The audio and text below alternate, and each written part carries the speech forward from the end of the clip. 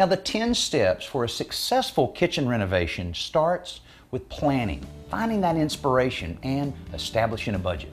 Carol told us that she got her inspiration from a variety of different sources.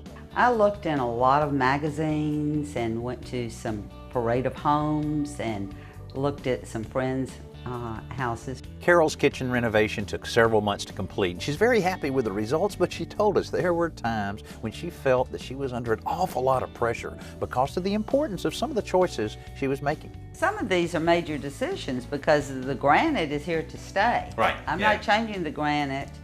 I'm not changing the cabinets.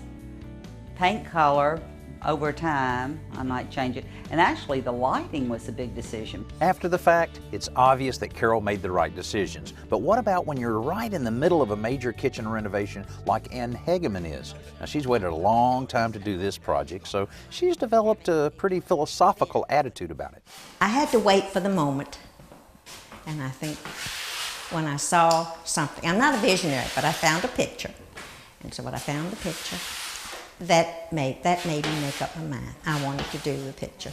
Kitchen according to the picture. Just relax about everything. That if you've made all your decisions, do not set a date for completion. I have no date for completion. When it's done, it'll be done, and then I'll be happy. Now, if you want to be that content while you're in the middle of a kitchen project, you'll probably want to think very hard about the budget before you get started.